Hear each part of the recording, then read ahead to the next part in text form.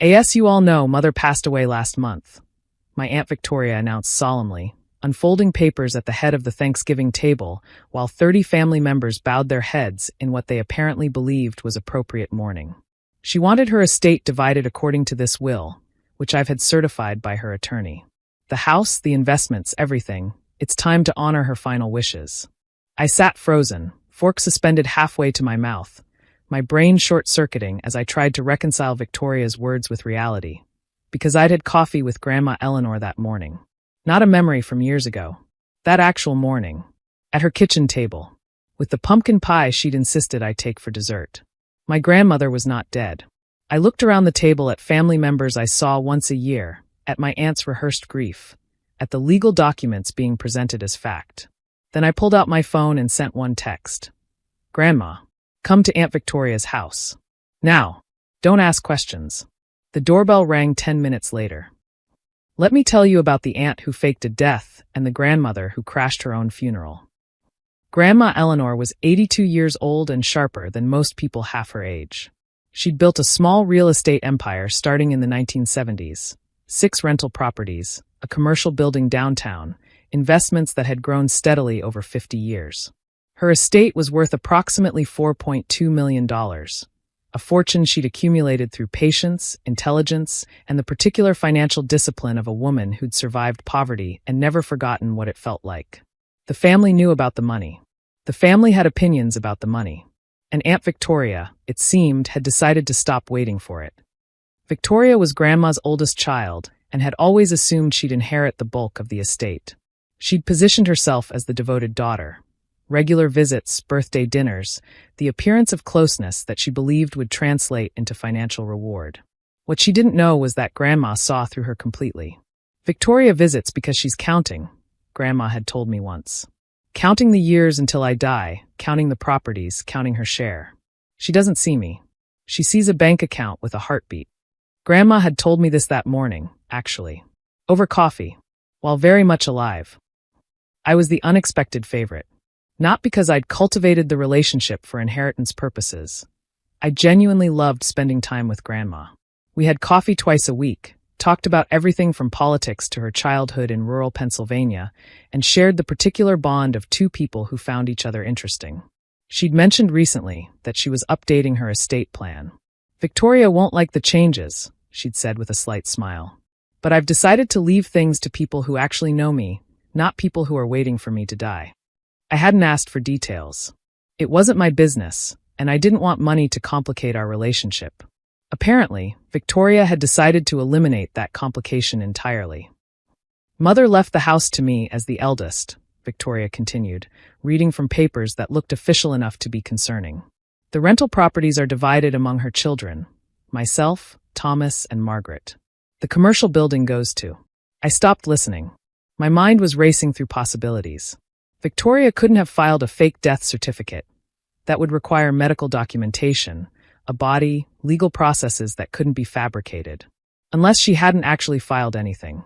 Unless she was simply telling the family Grandma was dead, presenting a will that may or may not be real, and counting on everyone believing her long enough to take control of assets before anyone verified anything. It was bold. Insane. And exactly the kind of desperate move Victoria might make if she'd learned about Grandma's plans to change the estate distribution. I texted Grandma again. Victoria is telling everyone you died last month. She's reading your will. The response came immediately. What? Please come. Bring proof you're alive. ID anything. I'm getting in the car now. The jewelry collection goes to my daughter Alexandra, Victoria continued, tears glistening in her eyes. Performance tears, I realized now, the kind she'd probably practiced in the mirror. Mother specifically wanted her granddaughter to have the sapphire ring, as a symbol of. Victoria, Uncle Thomas interrupted. When exactly did Mom die? I didn't see an obituary. It was private. She didn't want a fuss. But we should have been notified. You were notified. I sent emails to everyone last month. I checked my email history. Nothing from Victoria. Nothing about Grandma dying. Around the table, other family members were checking their phones, finding similar emptiness. I don't have any email from you, Cousin Marcus said. It must have gone to spam. You know how email is. Where is she buried? Aunt Margaret asked. I'd like to visit. She was cremated. Per her wishes. I have the ashes. Can we see them? Victoria's composure flickered. Just for a moment, but I caught it. They're at my house. I thought we should focus on honoring her memory today by fulfilling her final wishes. By dividing her estate at Thanksgiving dinner? Uncle Thomas's voice carried new skepticism. That seems rushed. She wanted things settled quickly. It's in the will. The will Victoria was conveniently holding. The will no one else had seen. The will that was apparently giving Victoria everything valuable while throwing scraps to the siblings she'd always resented. The doorbell rang. Every head turned toward the sound. Victoria's face went white. I'll get it, I said, already standing. We're in the middle of something important. I'll be right back. I walked to the front door with the particular satisfaction of someone about to witness something extraordinary. Grandma Eleanor stood on the porch. 82 years old, 5 feet nothing, wearing the purple cardigan I'd seen her in that morning. Very much alive. Extremely annoyed. Where is she? Grandma asked. Dining room. She's reading your will to everyone. My will that she stole from my attorney's office 3 weeks ago.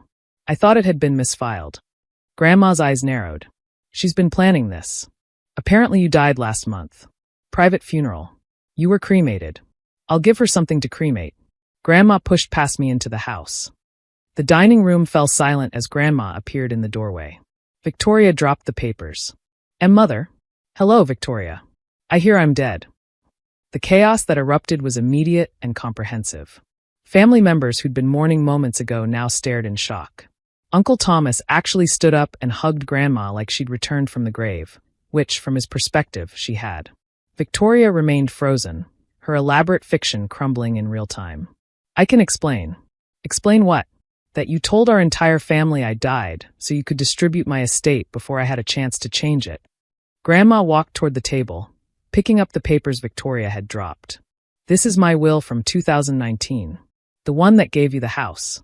Not the updated version I filed 2 months ago. I don't know what you're talking about. The updated version that leaves you nothing, Victoria. Because I finally understood that you don't love me. You love what I'll leave behind. The family sat in stunned silence.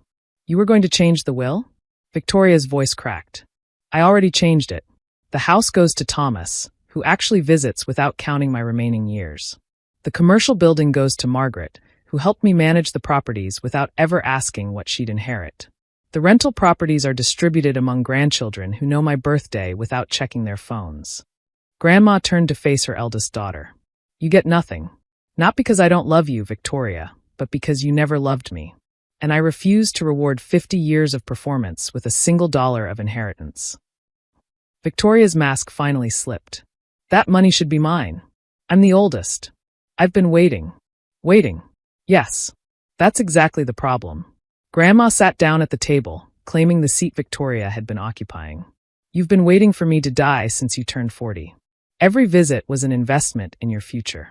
Every birthday card was a down payment on real estate. I took care of you. You performed taking care of me. There's a difference. Elena actually takes care of me. She has coffee with me twice a week, helps me with my garden, listens to my stories without checking her watch. Victoria turned to me with pure hatred. You've been manipulating her. Elena didn't ask for anything, Grandma interrupted. She never asked what she'd inherit. Never mentioned the will. Never treated me like a bank account with a heartbeat. She paused. Those were the exact words I used to describe you, Victoria. Years ago. To her. The legal aftermath was substantial. Victoria had, in fact, stolen the 2019 will from Grandma's attorney's office. She'd posed as Grandma to request a copy, then kept it when the updated version was filed. Her plan had been to present the stolen will to the family, claim Grandma was dead, and hope that by the time anyone verified anything, she'd have convinced family members to sign documents transferring property. It was fraud. Multiple counts. Grandma didn't press charges. She said she didn't want family drama extending into criminal courts, but she did file a restraining order.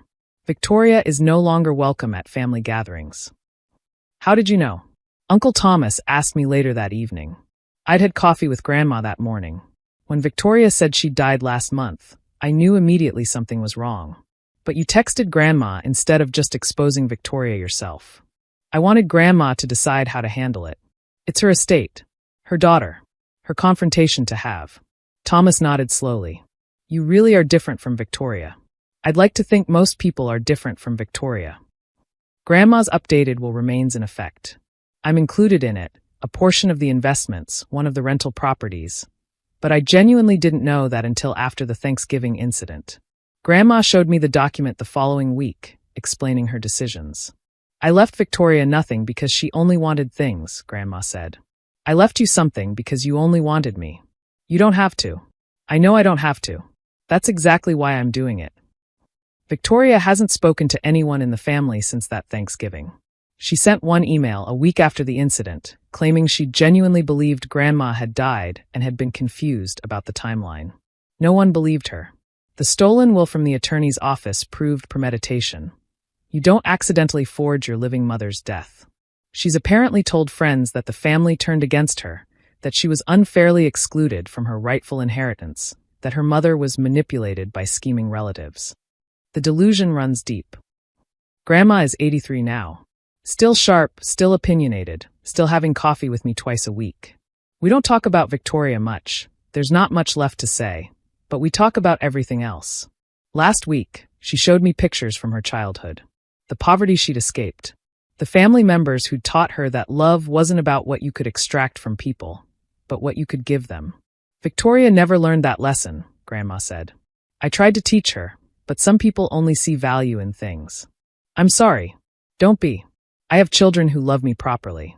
I have grandchildren who know my stories. I have you, she smiled. And I have the satisfaction of walking into my own funeral and watching Victoria realize her scheme had failed. That was pretty satisfying, I admitted. Best Thanksgiving I've ever had. As you all know, Mother passed away last month. Victoria said those words with such confidence, such certainty that her lie would hold. She didn't know I'd had coffee with Grandma that morning. She didn't know one text could summon a ghost. She didn't know that the woman she'd declared dead was 10 minutes away, very much alive, and extremely motivated to correct the record. Some schemes fail because they're discovered. Victoria's failed because the victim showed up to her own funeral.